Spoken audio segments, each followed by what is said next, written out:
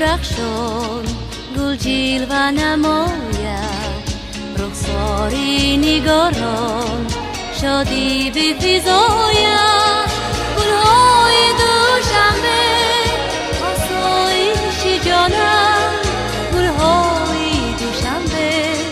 آرایش جانم گلهای دوشنبه آسایش جانم گلهای دوشنبه